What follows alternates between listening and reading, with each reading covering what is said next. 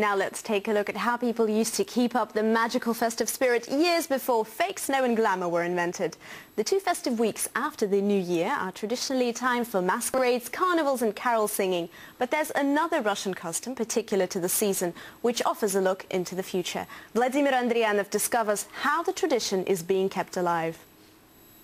Entering a new year, people tend to wonder, what is it going to bring them? Is it a new car, a new job, or maybe a new relationship?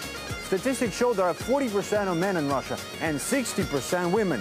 No wonder why finding a life partner might seem to be a little bit of a problem. And there are many ways of finding that right person. For example, you can buy a paper and scan through a classified dating section. Or you can go to a nightclub and hope the dancer next to you came here for more than just drinks and fun. And of course there's the internet, with millions of lonely hearts out there. But sometimes, to look into the future, you have to step back in time.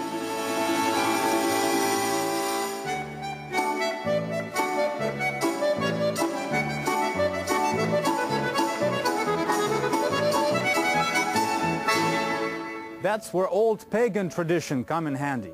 We're joining a group of Russian girls who are going to perform a fortune-telling ceremony, which is normally held in early January during the season of Svyatki, or Christmas tide. It's a 2-week feast when Russians sing ethnic songs and do traditional dancing. It's time for carnivals and games. And like in old times, when maidens used to tell their fortune about their future marriages, we are going to do the same today.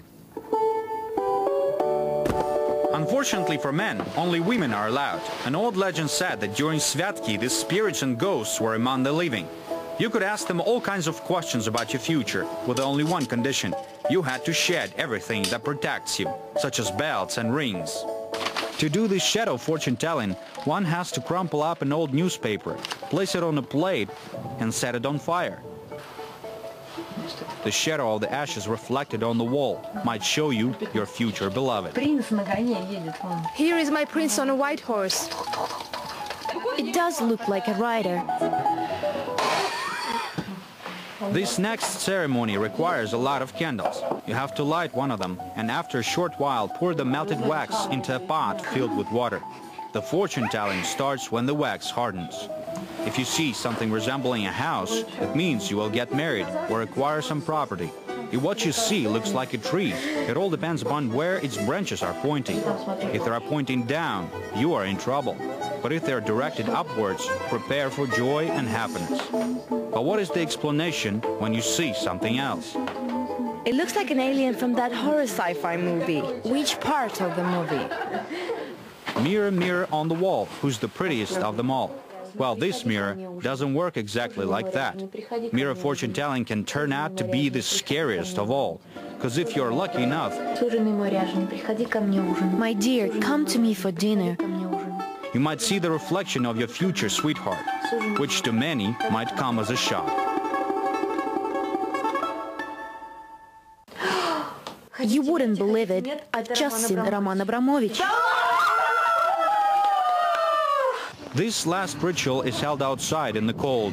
The maidens have to take off one of their thigh boots and throw them in any direction they want. Then comes the fun part. They have to jump on one foot to get them.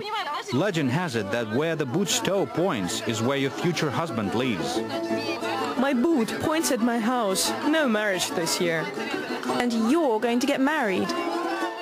There is always room for fantasy during fortune-telling. You can't take it too seriously.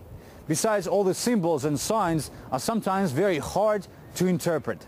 So it's up to you to fill in the gaps. However, from a man's perspective, it all looks nothing more than pure fun. Vladimir Andrianov, Russia Today. Well, that's your entertainment. Happy New Year to those celebrating, and I'll see you later. Goodbye from me now.